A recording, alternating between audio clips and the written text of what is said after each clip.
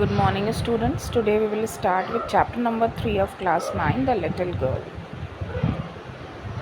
In this chapter, you will find that there is a little girl named Kezia, and she is very small, and she used to fear from her father, afraid from her father, right?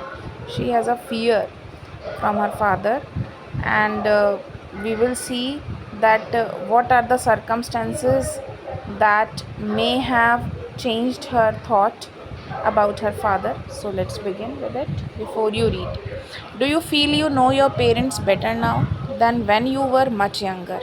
Perhaps you now understand the reasons for some of their actions that used to upset you earlier.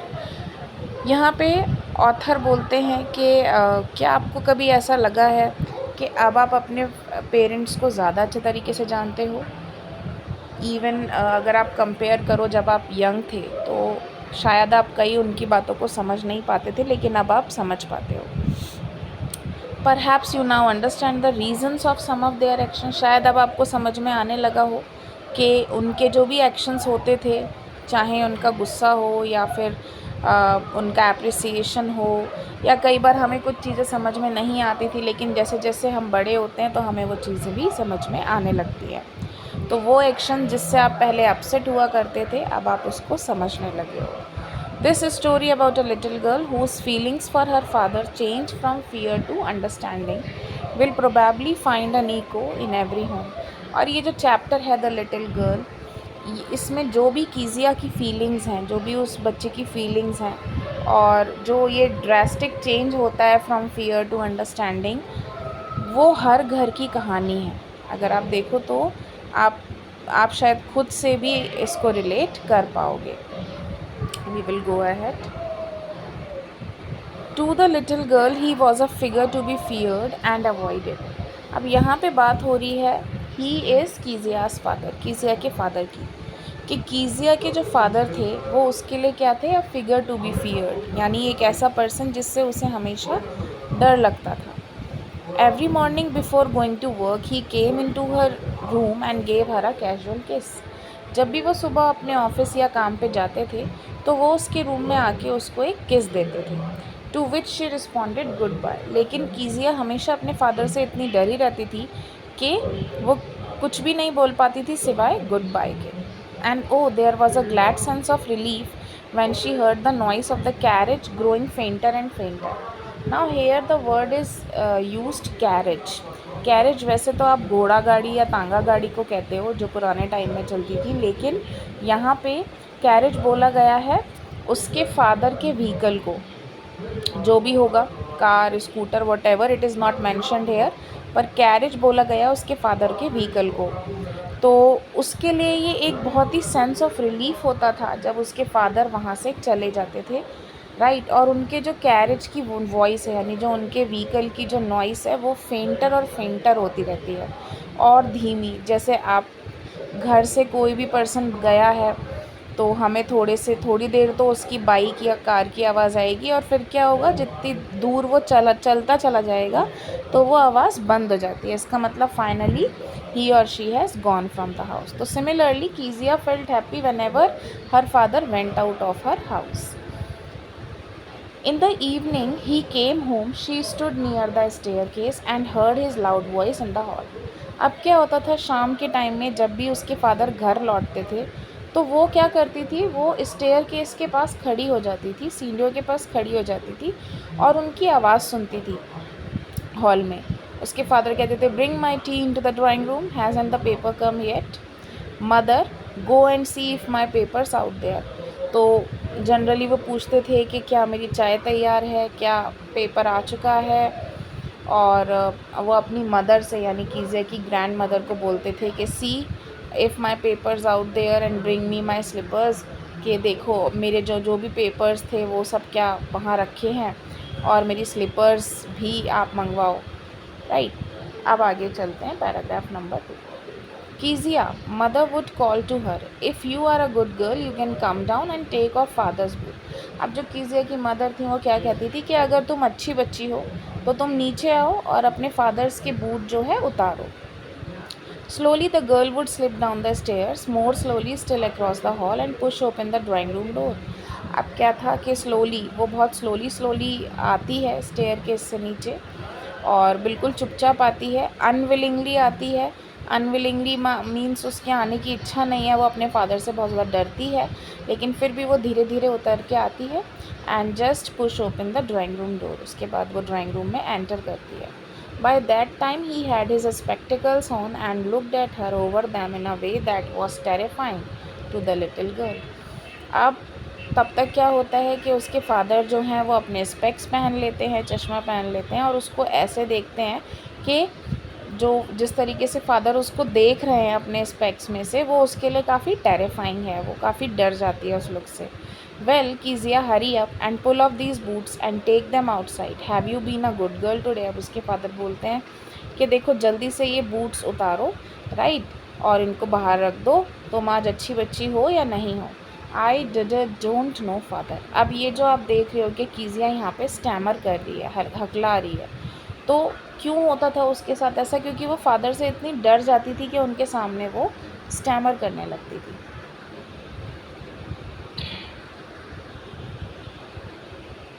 Now next, you don't know if you stutter like that mother will have to take you to the doctor. अब जो वो stutter कर रही है, stammer कर रही है, तो उसके फादर भी उसको कॉपी करते हैं, इमिटेट करते हैं और उसी की तरीके से उसको रिप्लाई करते हैं, क्या तुम्हें नहीं पता, mother will have to take you to the doctor. फिर वो कहते हैं कि मदर को तुम्हें डॉक्टर को दिखाना पड़ेगा। Paragraph number 3, she never stuttered with other people, had quite given it up, but only with father because then she was trying so hard to say the words properly. Generally होता क्या था कि वो किसी और के साथ जब बात करती थी तो वो कभी भी स्टैमर नहीं करती थी दूसरे लोगों के साथ, राइट। लेकिन जब भी वो अपने फादर से बात करती थी तो उसके साथ ऐसा हो जाता था, क्योंकि वो सही शब्दों का इस्तेमाल करे ये सोचने के चक्कर में वो हकलाने लगती थी, वो स्टैमर करने लगती थी। तो कई बार ऐसा उसके साथ हो जाता था। We'll move next. What's the matter? What are you looking so rushed about? Mother, I wish you taught this child not to appear on the brink of suicide.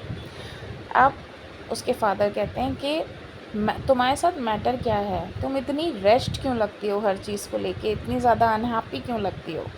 फिर वो अपनी मदर से कहते हैं, यानी कीजिया की ग्रैंड मदर से कहते हैं, I wish you taught this child not to appear on the brink of suicide. कहते हैं आप इसको कुछ सिखाओ, कहीं ऐसा ना हो कि ये सुसाइड करने की नौबत पे आ जाए, ये इतनी डरी रहती है, कहीं ऐसा ना हो किसी दिन ये सुसाइड करने के बारे में सोचने लगे। Here Kezia carry my tea cup back to the table carefully. और ये कहते हुए वो कीजिया को बोलते हैं कि मेरा कप वापस से टेबल पे रख दो ध्यान से।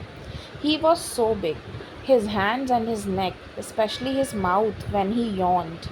Thinking about him alone was like thinking about a giant. अब कीजिया के लिए उसके फादर एक बहुत ही लार्ज से फिगर थे।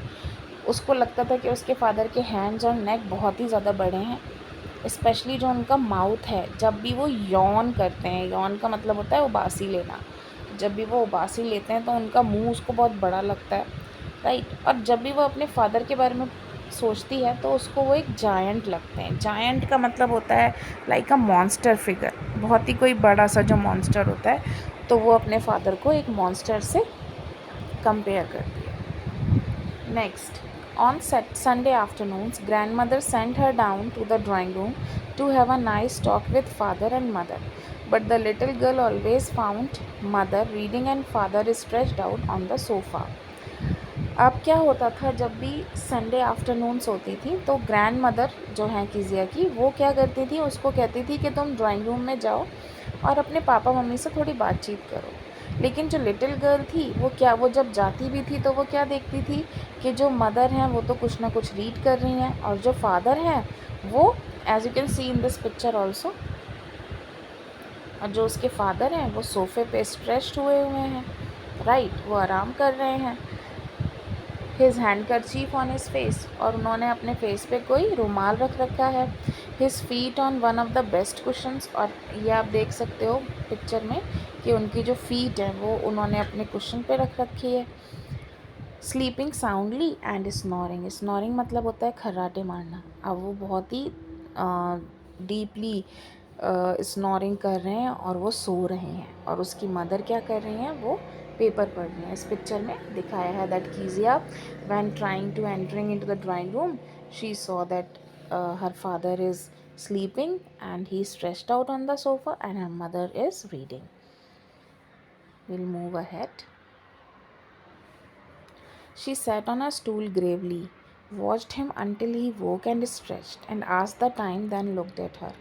अब वो क्या करती है, वो बैठ जाती है सोफे पे और वो उनको ग्रेवली देखती है। ग्रेवली का मतलब है कि आपके फेस पे कोई एक्सप्रेशन नहीं है। Until he woke and stretched, वो वहाँ पे बैठी रहती है जब तक उसके पापा जग नहीं जाते। And at the time then looked at her, और फिर उसके पापा क्या करते हैं, आंखें खोलते हैं और उससे टाइम पूछते हैं। Don't stare so Kezia, you look like a little brown owl. फिर वो जब देखते हैं कि कीजिया उनको बहुत ग्रेवली देख रही है बिना एक्सप्रेशन के, तो वो कहते हैं कि तुम ऐसे मत देखा करो Kezia. Right, stare means to look. Don't look at me like this, तुम कैसी लग रही हो, ब्राउन आउल लग रही हो। One day when she was kept indoors with a cold, her grandmother told her that father's birthday was next week and suggested she should make him a pin cushion for a gift out of beautiful piece of yellow silk. एक दिन क्या होता है, जब कीजिया को cold हो जाता है तो वो उसको अंदर ही रहने को बोला जाता है। तो उसकी ग्रैंड मदर उसको बोलती हैं कि तुम्हारे पापा का बर्थडे आ रहा है नेक्स्ट वीक, और तुम जो हो इसके लिए एक अच्छा सा बर्थडे के लिए पिन कुशन बनाओ, ठीक है, और येलो सिल्क से बनाना, तो बहुत ही ब्यूटीफुल पिन कुशन बनेगा। Laboriously with the double cotton the little girl stitch 3 side. अब वो बहुत ही, क्योंकि वो बहुत छोटी है अभी, तो वो लेबोरियसली एफ़र्ट करती है, वो लेती है डबल कॉटन पीस और उसको 3 साइड से स्टिच कर देती है, सिल देती है। लेकिन फिर वो सोचती है कि अब इसमें भरा क्या जाए, अब ये क्वेश्चन होता है उसका। The grandmother was out in the garden, grandmother उस टाइम गार्डन में होती हैं। And she wandered in to mother's bedroom to look for scraps, और वो जाती है अपनी मदर की बेडरूम में ताकि कुछ स्क्रैप वगैरह, यानी कि जो भी स्क्रैप यानी जो भी अनयूज्ड मटेरियल होता है, चाहे वो क्लॉथ हो, पेपर हो, तो वो उसको उसमें डाल देगी। On the bed table she discovered a great many sheets of fine paper, gathered them up. अब वो देखती है कि जो बेड टेबल है उस पर कुछ शीट्स पड़ी हैं पेपर की, और अच्छी हैं, वो फाइन शीट्स हैं, तो वो उनको इकट्ठा कर लेती है और उसको टाइनी पीसेस में फाड़ देती है। एंड स्टफ्ड हर केस, और उनको वो अपने पिन कुशन के केस में भर लेती है। Then sewed up the 4 side, और उसके बाद वो 4 साइड को भी स्टिच कर देती है। That night there was a hue and cry in the house. अब होता क्या है कि उस रात बहुत ज़्यादा एक ह्यू एंड क्राई होता है उसके घर में। ह्यू एंड क्राई मीन्स एक तरीके का गुस्सा, एंग्री प्रोटेस्ट वो देखती है। Father's great speech for the port authority had been lost. होता क्या है कि उसके फादर की जो स्पीच जो उन्होंने लिखी होती है पोर्ट अथॉरिटी के लिए, वो खो जाती है। रूम्स भी सर्च हो जाते हैं, सर्वेंट से भी पूछ लिया जाता है, और फाइनली क्या होता है कि अब जो कीजिया की मदर हैं वो उसके रूम में आते हैं और वो उससे पूछते हैं, Kezia I suppose you didn't see some papers on a table in your room. मुझे लगता है कि तुमने तो कुछ पेपर्स नहीं देखे थे हमारे रूम में। Oh yes she said I tore them up for my surprise. वो बता देती है कि हाँ हाँ मैंने देखे थे और मैंने उसको फाड़ के क्या कर लिया, अपने सरप्राइज़ के लिए काम में ले लिया। What, screamed mother, come straight down to the dining room this instant. अब उसकी मदर गुस्सा करती हैं और चिल्ला के बोलती हैं कि तुम सीधा नीचे आओ डाइनिंग रूम में, अभी के अभी। Paragraph number 6। And she was dragged down to where father was pacing to and fro, hands behind his back.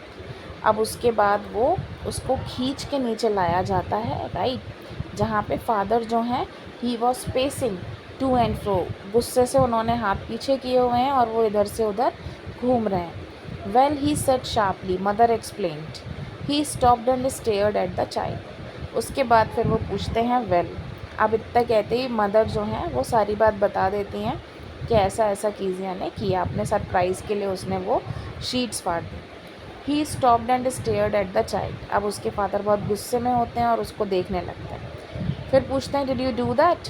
तो कीजिया इन अ विस्पर्ड वे हल्के से बोलती है, no no no mother, go up her room and fetch down the damn thing. उसके बाद कीजिया के जो father हैं वो ग्रैंड मदर को बोलते हैं कि अभी जाओ और देखो कि क्या चीज़ इसने बनाई है। See that the child's put to bed this instant, right. ऊपर जाओ, फैच का मतलब होता है टू ब्रिंग, और वो चीज़ लेकर आओ जो इसने बनाई है, राइट, जो अभी बेड पर है, अभी के अभी आप उसको लेकर आओ। Crying too much to explain, she lay in the shadowed room watching the evening light make a sad little pattern on the floor. Now she was so much upset and she was very much crying. उसके बाद वो जाती है अपने room में। It was a shadowed room watching the evening light. शाम को क्या होता है, जो सन की जो भी रेज़ आ रही होती हैं तो रूम में या फिर बाहर कई बार पैटर्न बनाते हैं। अगर वो विंडो से आ रही हैं तो फ्लोर पे आप देखोगे कुछ पैटर्न बन रहा होता है। तो वो बहुत अपसेट थी, वो रो रही थी, तो वो अपने फ्लोर पे देख रही थी और वो ये देख रही थी कि सनलाइट कैसे पैटर्न बना रहे। Then father came in to the room with a ruler in his hand, और उसके फादर जो हैं एक रूलर लेके आ जाते हैं और वो उससे कहते हैं, I am going to beat you for this. Oh no no, she screamed hiding under the bed clothes. अब वो मना करती है, वो कहती है नो नो फादर, और वो कहाँ छुप जाती है, under the bed clothes. Bed clothes आप कह सकते हो जो भी बेड शीट आप बिछाते हो या वटेवर आप बेड पे रखते हो, शीट्स वगैरह, उसको बेड क्लोथ्स बोलते हैं। ही पुल्ड देम असाइड, वो उनको साइड कर देता है। Sit up, he ordered, and hold out your hands, you must be taught once and for all not to touch what does not belong to you. उसके बाद वो कहता है, सीधी बैठो तुम और अपने हाथ आगे लाओ, तुम्हें ये समझाना ही पड़ेगा कि जो चीज़ तुम्हारी नहीं है उसको नहीं छूना है। But it was for your birthday, लेकिन कीजिया कहती है लेकिन वो तो आपकी बर्थडे के लिए बनाया था। Down came the ruler on her little pink palms, और उसके बाद वो बहुत ही तेज़ी से उसके रूलर जो है हाथों पे मार देते हैं। Paragraph 8. Hours later, when grandmother had wrapped her in shawl and rocked her in a rocking chair, the child clung to her soft body. अब क्या होता है, बहुत सारे घंटे बीतने के बाद जो ग्रैंड मदर होती हैं वो उसको रैप कर लेती हैं अपनी शॉल में और उसको रॉकिंग चेयर आपने सुना होगा, आराम कुर्सी होती है जो जो कुर्सी के शेप की होती है, लेकिन वो काफ़ी बड़ी होती है और जिसे आप पीछे ऐसे रॉक भी कर सकते हो, पीछे भी हो सकते हो, आगे भी हो सकते हो। तो वो जो कीजिया होती है वो वैसे ही बहुत अपसेट होती है, तो वो अपनी ग्रैंड मदर के she just wrapped into her body. तो उसको अच्छा लगता है कि उसकी ग्रैंड मदर उसको पैम्पर कर रही है। What did God make fathers for, she soft again means to cry. अब वो रोते हुए कहती है कि भगवान फादर्स को बनाता ही क्यों है। Hairs a clean hanky darling, blow your nose. अब उसकी दादी कहती हैं कि ठीक है, ये हैंकी लो और अपनी नोज साफ कर लो। Go to sleep pet, you will forget all about it in the morning. उसकी दादी बोलती हैं कि अभी तुम सो जाओ, सुबह तक तुम सब भूल जाओगे। I tried to explain to your father but he was too upset to listen tonight. फिर उसकी ग्रैंड मदर कहती हैं कि मैंने बहुत कोशिश की तुम्हारे फादर को समझाने के लिए, लेकिन अभी वो बहुत ज़्यादा अपसेट हैं, वो कोई बात सुनना नहीं चाहते। But the child never forgot. Next time she saw him, she quickly put both hands behind her back and a red color flew into her cheeks. लेकिन कीजिया इस बात को कभी नहीं भूलती और अगली बार वो क्या करती है, जब भी वो अपने फादर को देखती है तो वो अपने दोनों हाथ पीछे कर लेती है और उसके चीक्स कैसे हो जाते हैं, डर की वजह से काफ़ी रेड हो जाते हैं। Now we will begin the next part in the next video. आपको जो भी एक्सप्लेनेशन मिल रहा है बायलिंगुअल एक्सप्लेनेशन है, I hope it is helping you, right. So be ready for the next part. Okay, all the best, thank you so much.